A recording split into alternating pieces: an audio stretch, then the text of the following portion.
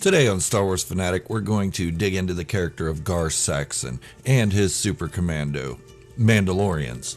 If you were first introduced to Mandalorians from the Mandalorian TV series, then you might have got a skewed view of what a Mandalorian is. You see, not all Mandalorians have this moral compass that they follow by, such as Din Djarin's. Yes, there is a basic Mandalorian creed called the Rezal Nari, but as you'll see with this character, not everyone adheres to it so closely. I know there are a lot of YouTube channels that have made videos about Gar Saxon, and there's also a Wikipedia page and the like.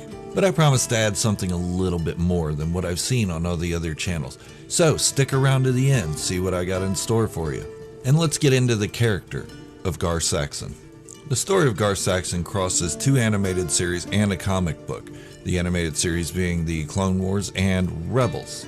During the Clone Wars, or even perhaps before the Clone Wars, Gar Saxon was part of a Mandalorian splinter group called the Death Watch. Death Watch was a terrorist organization of sorts that wanted to stick with the old Mandalorian traditions of pillaging and conquering of other worlds to bring them under the Mandalorian umbrella. But the part of Death Watch that Gar Saxon belonged to was that was led by Pre Vizsla, who was from Clan Vizsla, House Vizsla, and so on and so forth. Now, we didn't see Gar Saxon during this time, but it wasn't until Maul took over Death Watch by killing Pre Vizsla and taking the Darksaber that we saw Gar Saxon step in as one of Maul's top lieutenants. These Maul Mandalorians became known as Maul's Mandalorians, pretty much. And his Mandalorians were part of a bigger criminal organization called the Shado Collective, which included the Pikes, the Black Sun Syndicate, and a couple others. But being part of that Shado Collective, the Mandalorians were actually betraying their own Mandalorian people. Here's how. See, Maul devised this plan that he would have the Black Suns and the Pikes and a couple other organizations go into Mandalore and attack them. And he would use the Mandalorians side of the Shado Collective to go in and save them. It was more of a pretend move to gain trust for the Death Watch Mandalorian. Well, it worked, and the Mandalorians were trusted by the regular Mandalorian society, which was led by pacifists at the time.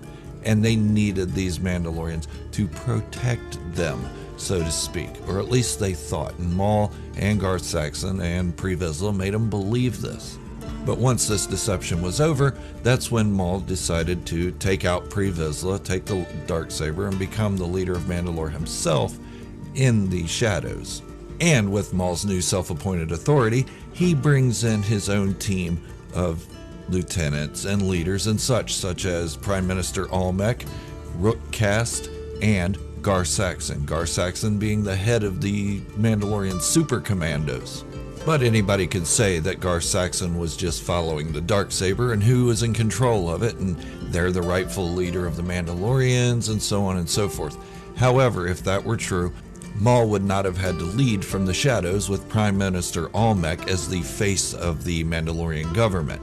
Instead, Maul would have been out in the forefront. Gar Saxon would have been right behind him. Instead, you never see Gar Saxon or any of the other Shado Collective Mandalorians telling Maul, look, you're the rightful leader, come out in the front.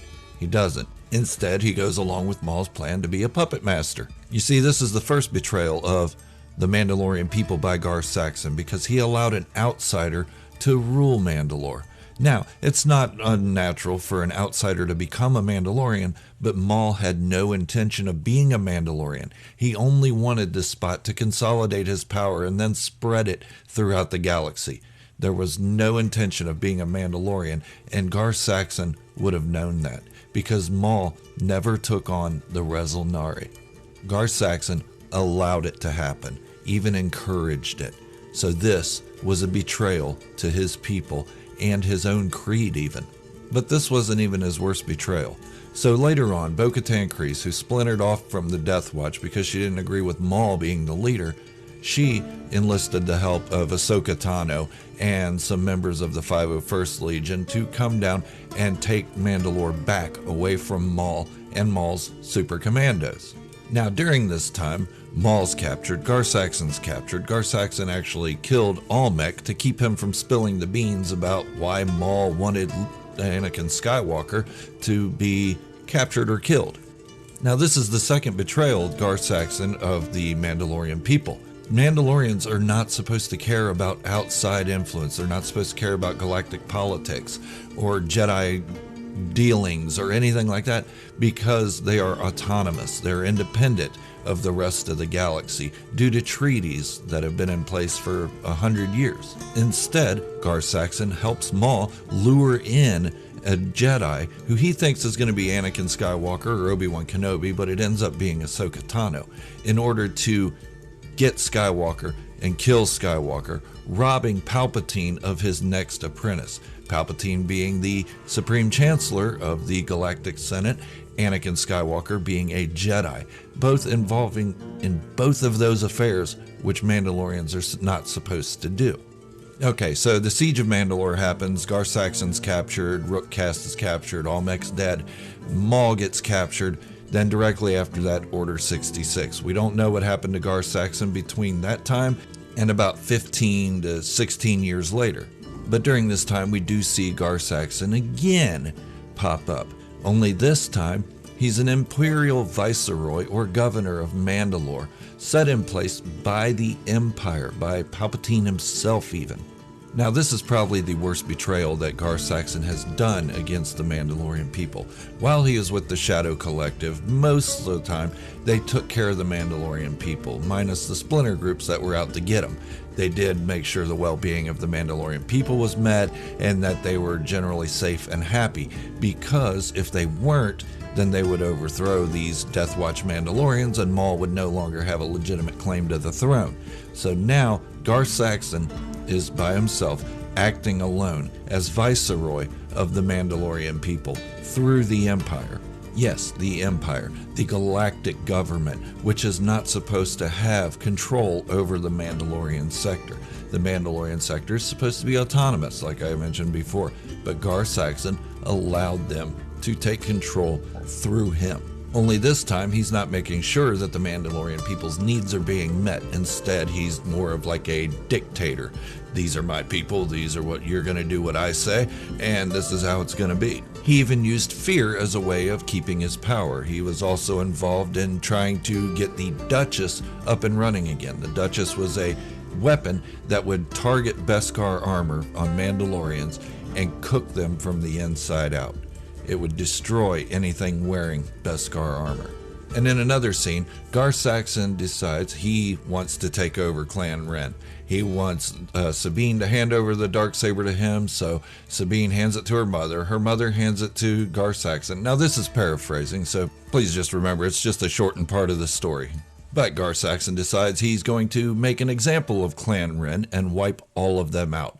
Sabine starts fighting Gar Saxon. She beats him, takes the Darksaber away, walks away from him. Gar Saxon was going to shoot Sabine in the back, and Ursa shoots Gar Saxon through the heart, killing him. Okay, so that's 3 times that Gar Saxon had betrayed the Mandalorian people. Not that that's uninteresting or anything. It isn't. It's very interesting. And do you know why it's interesting? Yes, this makes him a deep character. It makes him worth trying to investigate why his actions were the way they were and everything, but that's not what I'm focusing on here.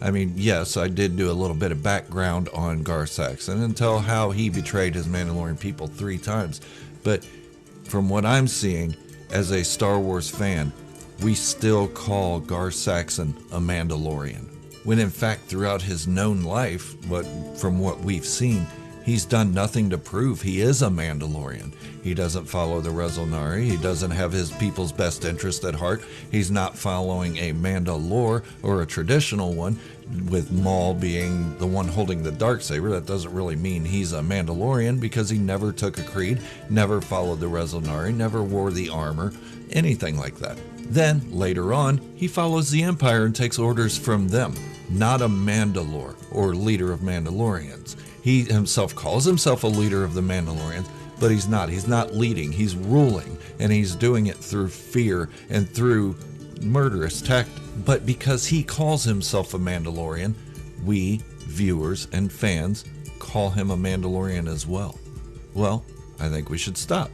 He should not be called a Mandalorian. Bo-Katan had it right when she imprisoned him, and Rook Cast. But what do you think? Let me know in the comments below if you think that Gar Saxon should continue to be called a Mandalorian because he wears the armor and he calls himself a Mandalorian, even though 3 times he betrayed his Mandalorian brothers and sisters. I'd really like to hear what you guys have to say about this. So drop a comment, and if you're new here, don't forget to hit that subscribe button and turn on notifications. Hit the like button to show your love for the hard work I put into this video, and remember, this is the way, the only way.